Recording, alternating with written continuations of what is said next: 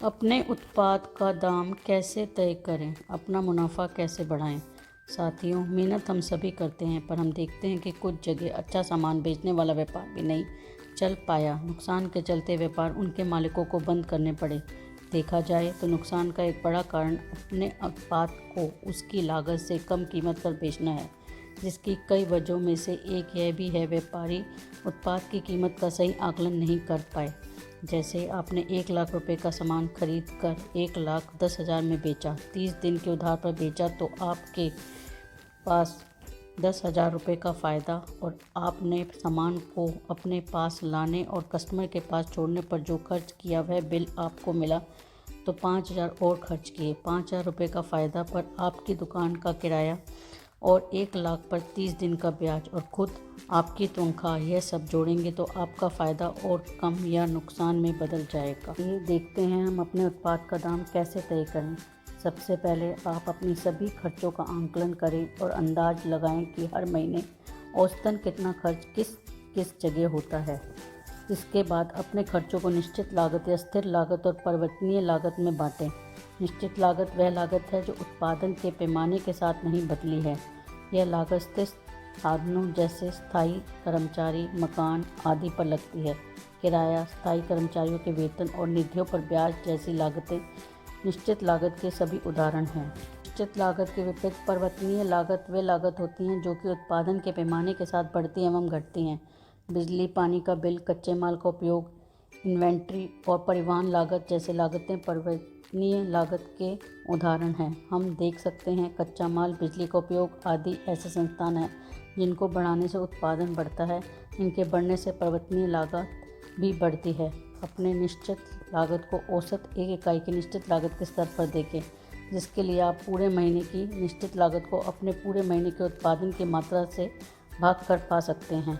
जैसे आपके पूरे महीने की निश्चित लागत यदि 1 लाख रुपए है और आप 10,000 उत्पादन बनाते हैं तो आपकी औसत एक इकाई की निश्चित लागत है 10 रुपये।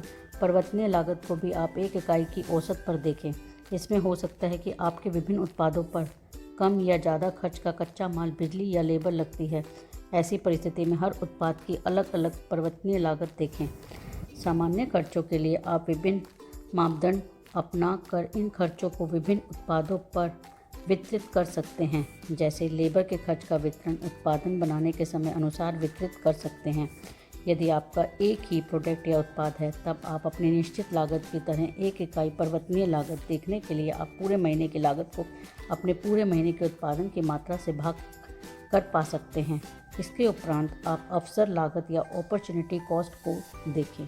अवसर लागत को वैकल्पिक आय भी कहा जाता है। जैसे यदि आपने अपना पैसा व्यापार में न लगाकर बैंक में फिक्स डिपॉजिट बना रखा होता तो आपको ब्याज मिलता। इसी तरह यदि आपने कहीं और नौकरी की होती तो आपको सैलरी मिलती और आपने अपनी जगह किराए पर दी होती तो किराया मिलता। ऐसे ही अगर मान लेते हैं हमारे पास एक मशीन है जिसके 2 प्रयोग हैं। यदि हम इसका एक तरह से प्रयोग करते हैं तो दूसरी तरह प्रयोग करके होने वाले लाभ को गंवा देते हैं। दूसरी तरह का प्रयोग करके गंवाए लाभ को ही अवसर लागत कहा जाता है। अपॉर्चुनिटी कॉस्ट को भी एक इकाई की निश्चित लागत के स्तर पर देखें। जैसे आप पूरे महीने की लागत को अपने पूरे महीने के उत्पादन की मात्रा से भाग कर पा सकते हैं। अपने नॉन कॉस्ट या गैर नगद लागत खर्चों का हिसाब लगाएं, जैसे डेप्रिसिएशन या मूल्यह्रास। आपकी मशीनरी कुछ समय बाद पुरानी होगी और इसका मूल्य हर साल कम होता जाएगा। इस मशीन को बदलने के लिए आपको फिर पैसा चाहिए होगा जो आपको इसके उत्पाद की कीमत में ही लेना होगा। डेप्रिसिएशन या मूल्यह्रास का हिसाब लगाने के लिए आप अपनी मशीन की कीमत को उसकी अंदाजन कार्य करने की उम्र से भाग करें। जैसे आपकी यदि मशीन 7,20,000 की है और वह 6 साल तक चलेगी तो आप सालाना आपकी मशीन की कीमत लगभग 1,20,000 रुपये से कम होगी। महीने को देखें तो 1,30,000 को 12 से भाग करने पर 10,000 रुपये महीना हमें उत्पाद की लागत में लेना होगा। इसी तरह बैड डेबिट्स या हमारा उधार पर दिए हुए सामान के पैसे का मारा जाना भी एक नॉन कैश खर्चा है। आप अपने व्यापार के अनुसार पहले से हिसाब कुछ डेबिट्स खर्च के रूप में लेकर चलें। आपके उत्पाद की कीमत का घटना भी एक नॉन कैश खर्च है जिसे आपको अपनी लागत में लेना चाहिए। जैसे आप ये मान के चलिए कि आपके उत्पाद का कुछ हिस्सा लंबे समय तक नहीं बिक पाएगा और उसे आपको उस समय बाद काफ़ी कम दाम पर बेचना होगा। अपने उत्पाद और उनकी बिक्री के पुराने हिसाब को देख आप इसका अनुपात तय करें। कार्यशील पूंजी या वर्किंग कैपिटल का ब्याज भी एक इकाई के औसत स्तर पर देखें और अपने उत्पाद की कीमत में जोड़ें। कार्यशील पूंजी या वर्किंग कैपिटल वह पूंजी है आपने अपने कस्टमर को उधार देने के लिए और उनके लिए तैयार सामान व कच्चा सामान अपने पास रखने के लिए बैंक से लोन लेकर या अपनी जमा पूंजी में से लगाते हैं। यह सब खर्च लेने के पश्चात आपके माल की कीमत का ब्यौरा कुछ ऐसा दिखेगा। इसमें आप अपने परिवर्तनीय लागत का प्रति इकाई खर्च जैसे कच्चा माल, बिजली, लेबर, मेंटेनेंस जैसे खर्च देख पा रहे हैं। साथ ही साथ अपने आप निश्चित खर्च का प्रति इकाई हिस्सा जैसे किराया, सैलरी, टेलीफोन बिल्स, इंश्योरेंस इत्यादि। इसी तरह बाकी खर्च जोड़ने पर आपको आपकी कुल लागत का पता चलता है। इस लागत के ऊपर आप अपना मुनाफा या मार्जिन जोड़ें और कीमत को बाजार की कीमत के अनुसार तय करें। यदि आपकी कीमत बाजार में उपलब्ध इसी सामान की कीमत से ज़्यादा है तो अपने खर्चों को कम या अपने उत्पाद की क्षमता बढ़ाएं और यदि कम है तो अपने उत्पाद के बिक्री मूल्य को बढ़ाकर अपना मुनाफा ज़्यादा रखें। आपके बनाए हुए इस ब्यौरे से आपको अपने खर्चों का भी पूरा अंदाज़ा होगा जिससे आप अपने खर्चों को नियंत्रित कर सकते हैं।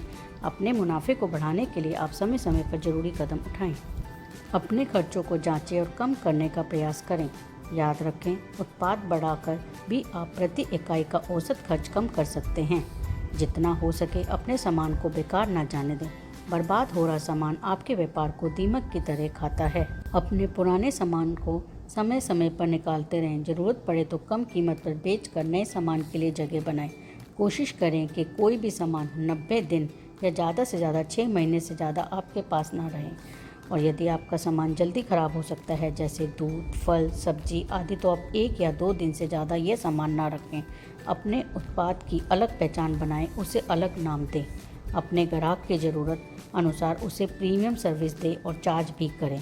जैसे अमेज़ॉन शॉपिंग ऐप आपको एक्सप्रेस 1 दिन की डिलीवरी एक्स्ट्रा डिलीवरी चार्ज पर देती है। इसी प्रकार अपने कस्टमर को एक्सप्रेस डिलीवरी या अच्छी पैकिंग या ऑटो डिलीवरी जैसे कई सुविधाएं दे सकते हैं जिससे आपका ग्राहक की खुशी ज़्यादा मूल्य भी देगा। आज के समय में अच्छी पैकेजिंग का मतलब ज़रूरी नहीं कि ज़्यादा अच्छा दिखने वाली पैकेजिंग हो। कम खर्च के साथ और दोबारा इस्तेमाल किए जाने वाले पर्यावरण के अनुकूल या इको फ्रेंडली सामान भी इस्तेमाल किए जा सकते हैं। इसके लिए कंजर्व इंडिया हमेशा तत्पर रहता है और जानकारी के लिए आप अपने अध्यापक या कंजर्व इंडिया के अधिकारी से संपर्क कर सकते हैं। अपने कर्मचारी कम से कम रखें। कम कर्मचारियों से ज़्यादा उत्पाद लेकर उन्हें मार्केट से ज़्यादा वेतन देकर खुश रखें। ज़्यादा खर्च परिवर्तनीय रखें जिससे आपकी बिक्री कम होने पर व्यापार पर कम से कम असर हो। जीएसटी इनपुट का लाभ उठाएं। अपने उत्पाद में समय समय पर कुछ न कुछ बदलाव या सुधार करते रहें जिससे आप अपने कंपटीशन से आगे रहें। जैसे कार और फ़ोन कंपनियों को देखें, वह हर साल कुछ नया लाकर अपने कस्टमरों को लुभाती हैं। अपने उत्पाद की बिक्री विभिन्न राज्यों में या हो सके तो विभिन्न देशों तक करें। इससे एक जगह पर आए संकट से आपका व्यापार ज़्यादा प्रभावित नहीं होगा। उत्पाद का दाम किसी एक कस्टमर के लिए कम नहीं करें। समय समय पर डिस्काउंट स्कीम निकालें और सभी कस्टमरों को सूचित करें या वॉल्यूम डिस्काउंट जिसे क्वांटिटी डिस्काउंट भी कहते हैं देकर ज़्यादा माल लेने के लिए प्रेरित करें। जब किसी ग्राहक को पता चलता है कि उसे आपने सामान महंगा और दूसरे को सस्ता दिया है तो उसे धोखाधड़ी जैसा प्रतीत होता है और उसे आप पर से विश्वास हमेशा के लिए उठ जाता है। जब कस्टमर को आपके दाम वाजिब लगेंगे और यह पता होगा कि आपके दाम फिक्स्ड होते हैं तो वह आप पर ज़्यादा भरोसा करेगा। अपने उत्पाद को मार्केट के अनुसार रूप दें और ज़्यादा मुनाफा या सेल का प्रयास करें। जैसे शैम्पू बनाने वाली कंपनी छोटे पैकेट छोटे शहर या छोटी दुकानों में देती है, लेकिन बड़ी दुकान में या बड़े शहरों में शैम्पू की बोतल आसानी से मिलती है। उत्पाद को अपने कस्टमर्स के ज़्यादा से ज़्यादा नज़दीक पहुंचाएं, जिससे उन्हें खरीदने में कभी मुश्किल ना हो। ऑनलाइन खरीदने की भी सुविधा दें। उत्पाद को हो सके तो अपने उत्पाद या सेवाओं को कस्टमर की ज़रूरत अनुसार पर्सनलाइज या व्यक्तिकृत करें, जिससे आपका कस्टमर ना सिर्फ आपके पास बंधा रहेगा बल्कि आपको ज़्यादा मूल्य देने में नहीं हिचकिचाएगा। पेन, कॉपी जैसे प्रोडक्ट पर कस्टमर या उसकी कंपनी का नाम, प्रोडक्ट में कस्टमर की ज़रूरत अनुसार किया हुआ संशोधन आदि ऐसे अनेकों उदाहरण हैं जिससे आप अपनी कस्टमर की व्यक्तिगत उत्पाद या सेवा दे सकते हैं। तो साथियों, ऐसे और भी उदाहरण हैं जिन पर बड़े बड़े विद्वानों ने कई किताबें लिखी हैं, पर अंत में आपको कंजर्व इंडिया का उदाहरण फिर से देते हुए कहूँगी कि यदि आप कंजर्व यानी संरक्षण करते हैं तो आप न सिर्फ अपने व्यापार अपितु पूरे पर्यावरण को बचाते हैं। कम से कम माल के साथ ज़्यादा से ज़्यादा उत्पाद बनाने का प्रयास कीजिए, जितना हो सके दोबारा इस्तेमाल कीजिए और अंत में रिसाइकल करने का प्रयास करते रहिए। धन्यवाद। उम्मीद करती हूँ मेरे द्वारा दी गई जानकारी से आपको लाभ होगा।